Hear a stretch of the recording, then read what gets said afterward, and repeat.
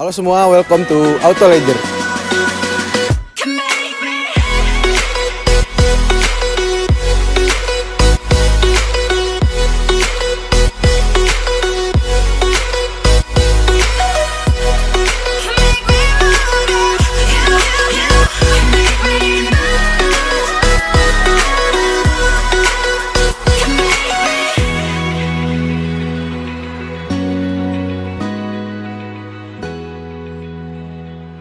Perancis merupakan salah satu negara termaju di dunia. Dari zaman kuno, zaman revolusi industri, hingga zaman modern. Meskipun begitu, Perancis selalu menjadi nomor kesekian dalam hal otomotif. Merek-merek pabrikan mobil dari Perancis seperti Peugeot, Renault, Citroën selalu kalah dalam hal penjualan dan popularitas dibandingkan rival-rival Eropanya. Merek-merek Perancis terkadang menjadi alternatif untuk orang yang ingin merasakan mobil Eropa namun dengan harga yang lebih terjangkau. Salah satunya adalah Peugeot 508. Peugeot 508 sebenarnya merupakan salah satu mobil Peugeot yang terbilang baru. Mobil ini baru ada diproduksi sekitar tahun 2010. 508 dibuat sebenarnya untuk menyaingi Mercedes-Benz E-Class dan BMW 5 Series dalam hal pasar mid-size luxury sedan. Karena merupakan salah satu mobil yang terbilang baru, tidak heran Peugeot 508 hingga saat ini baru ada 2 generasi. Jadi hari ini kita bakal bahas mobil yang ada di samping gue ini. Ini adalah Peugeot 508. Dan Peugeot 508 ini merupakan salah satu mobil Peugeot yang bisa dibilang masih baru gitu ya. Dia tuh baru ada tahun 2010. Dan kebetulan unit review kita kali ini adalah tahun 2011. Jadi masih generasi pertama. Selanjutnya review eksterior akan dilanjutin oleh teman gue, Jerry. Nah, untuk eksterior secara overall mobil ini tuh catnya masih bagus, masih mengkilap. Bodi juga masih lempeng. Kita lihat di sini lekukan-lekukan juga masih rapat. Terus juga Peugeot itu dia selalu punya ciri khas logo singa yang gede banget di sini, dan uniknya itu untuk Peugeot 508 ini dia ada tulisan Peugeot di atas grill. Nah, sekarang kita lihat bagian mesinnya.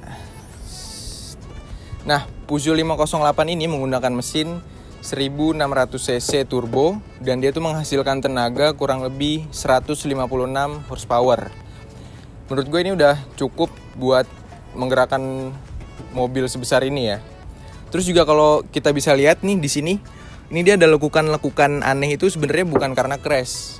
Itu tuh bawaan dari pabriknya. Untuk Peugeot 508 itu sebenarnya ada 2 tipe. Dia yang standar sama yang premium package. Nah, untuk unit ini tuh yang standar. Di sini bisa dilihat lampunya itu masih bohlam. Dan kalau yang premium package itu dia lampunya udah proyektor. Untuk wipernya juga dia cukup unik. Dia ngebukanya itu 2 sisi gitu loh. Jadi dari tengah ke pinggir. Kemudian kalau kita lihat spionnya, ini spionnya itu udah ada di pintu. Ini udah mirip kayak mobil-mobil sport pada umumnya lah. Nah, ini kalau kita lihat juga di bagian jendela itu ada list chrome dari ujung depan sampai ujung belakang. Lalu kalau kita lihat bagian stop lamp, ini dia unik banget. Dia kayak ada 3 garis semacam cakaran singa gitu ya. Pokoknya ini desainnya keren. Terus bagian belakang juga dia clean, nggak terlalu banyak tekukan-tekukan. Terus kalau di sini kita lihat nih, plat nomornya itu dia jadi satu sama diffuser. Jadi kayak bener-bener terkesan clean banget. Untuk bagasi ini, dia cara bukanya unik banget. Di sini nggak ada bukaan, nggak ada tombol, nggak ada pencetan apa-apa. Dia pencetnya di sini, di bagian 0. Kalau kita pencet, nah ini kebuka. Nah, untuk bagian kaki-kaki, menurut gue ini velg udah lumayan jadul. Tapi kalau terpasang di bodi mobil ini tuh dia masih bagus banget. Jadi masih cocok, masih terkesan elegan.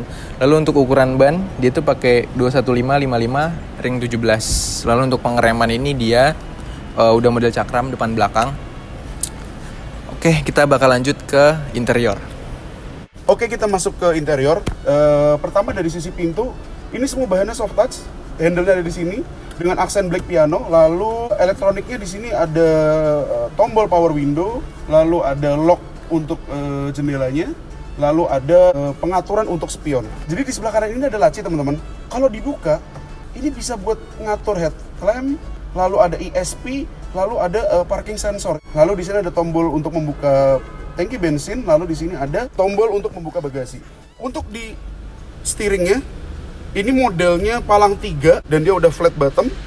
Lalu seperti biasa banyak pengaturan di sini untuk ngatur head unitnya, lalu ada selektor lainnya dan ada tombol untuk mengangkat telepon, lalu ada cruise control dan setirnya udah bisa tilt dan teleskopik, dimana ini membuat rasa berkendaranya sangat ergonomis. Lalu ada pedal shiftnya, jadi untuk menaikkan dan menurunkan gigi. Untuk wiper di sebelah kanan dan pengaturan lampu di sebelah kiri, ini ala Eropa banget, jadi beda dengan mobil-mobil Jepang. Untuk speedometernya keren, di sini RPM di sebelah kiri, speedometer di sebelah kanan, lalu ada fuel gauge dan ada temperatur oli dan temperatur mesin. Lalu di tengah, ini finishingnya black piano teman-teman. Finishingnya black piano, lalu transmisinya itu bisa dimanualkan, positif ke bawah dan untuk penurunan gigi ke atas.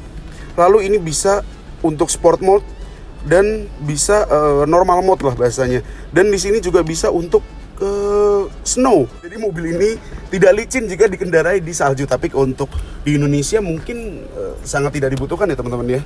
Lalu handbrake masih manual biasa, konvensional biasa. Di sini ada armrest yang bisa dimaju mundurkan dan kalau dibuka di sebelah kanan tombolnya ada laci penyimpanan yang cukup kecil di mana kalian bisa menyimpan seperti CD, charger dan sebagainya. Lalu bahannya juga soft touch di sini. Dashboard pun juga soft touch semuanya. Untuk di konsol tengah, di sini di paling bawah AC-nya juga sudah dual zone untuk temperaturnya dan bisa mengatur posisi AC-nya. Untuk radio ini ala khas Eropa, jadi masih tombol-tombol, simple tapi enak digunakan. Ini untuk central lock pintunya, ada tombol di sebelah sini. Ada 2 buah cup holder yang jika ditekan akan keluar seperti ini. Untuk dashboard yang berada di kursi penumpang itu juga sudah soft opening. Untuk lampu di atas sudah ada lampu baca dan lampu utama di tengah, serta vanity mirror juga sudah terdapat lampu untuk di sisi pengendara dan di sisi penumpang. Untuk kursi penumpang belakang rasanya sangat nyaman karena legroomnya sangat memadai, walaupun ini kursi sudah saya atur sesuai dengan posisi berkendara saya. Lalu headroomnya cukup memadai walaupun sisa tipis sekitar 4 jari. Lalu untuk pintu sama seperti pintu depan, handle-nya dengan finishing black piano. Lalu di sini sudah soft touch semuanya sama seperti depan. Lalu di sini ada kray yang bisa kalian angkat dan di belakang juga ada kray. Dan di sini ada armrest dan juga disertai dengan 2 buah cup holder dan di sini ada pintu rahasia teman-teman untuk mengambil barang yang berada di bagasi. Dan di sini ada 4 speaker, 2 di kiri dan 2 di kanan. Yang atas adalah tweeter dan yang di bawah ada mid bass. Dan di sini sudah dilengkapi dengan lampu baca di sebelah kanan dan di sebelah kiri. Dan di belakang terdapat 2 buah AC dan juga terdapat soket 12 volt. Oke, jadi kali ini kita bakal cobain gimana rasanya mengemudikan mobil Prancis ini. Jadi menurut gua ya, untuk tenaga, karena ini mobil itu pakai mesin yang universal di dunia per Peugeot Asia Tenggara. Itu mesin 1600-nya itu dipakai di mana-mana. Dari RCZ sampai 508 makanya 1,6L turbo ini. Jadi menurut gua untuk ukuran segede gini ya ada tenaganya tuh masih oke. Kalau misalnya kayak kita butuh akselerasi tiba-tiba dia masih bisa dan ada mode sportnya masih oke. Cuman kalau untuk kalian yang suka ugal-ugalan banget, menurut gue ini agak kurang cocok sih. Ini lebih cocok dipakai buat ya pakai supir enak, duduk di belakang atau lu ngemudi sendiri tapi agak-agak ya santai-santai gitu.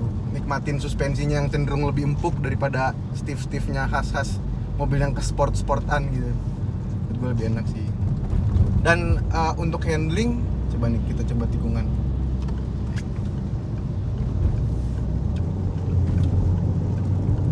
Untuk handling ya menurut gue so-so sih, nggak terlalu enak, tapi ya lumayan pede gitu. Cuman ya buat Eropa kurang sih. Mungkin bukan buat handling yang sport gitu sih memang mobilnya kan. Tuh.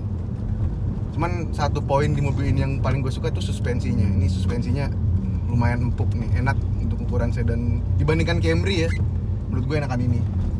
Kalau dibandingkan E-Class masih enakan E-Class, cuman ini udah enak lah suspensinya buat ya lu lewat jalan-jalan yang sedikit berlubang gitu, masih lumayan enak tuh. Dan ya nyetir ini menurut gue cocoknya tuh kalau buat jalan jauh, misalnya lu ke let's say dari Jakarta ke Jawa Tengah, ke Jawa Timur, ini lewat tol Cipali tuh, ini enak nih, tenaganya lumayan, ya maksudnya nggak ngebut, cuman ya oke lah kalau buat cruising di tol.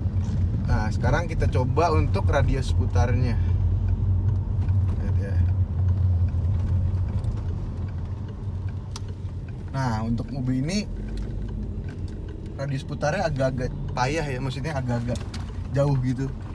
Kayak lu harus ambil ancang-ancang yang lumayan agak jauh. Apalagi kalau lu misalnya putar balikan di Jakarta tuh banyak tuh putar balikan yang jalan cuman dua lajur dan lu putar balikan patah gitu. Itu susah sih kalau di Jakarta. Lu harus agak ke kiri banget gitu loh. Lu nggak bisa ngambil jalur kanan banget. Kalau nggak lu agak-agak maksain gitu loh. Takutnya di pinggir-pinggir sananya kan ada pedagang gitu-gitu, itu udah pasti nggak bisa sih. Agak-agak kurang menurut gua untuk radius putarnya. Tuh. Ya jadi mungkin sekian dulu dari gua ya untuk review mengemudi dari Peugeot 508 ini. Mobil Peugeot 508 ini kami jual. Bagi kalian yang berminat, silahkan kunjungi Instagram kami @autoleger.id.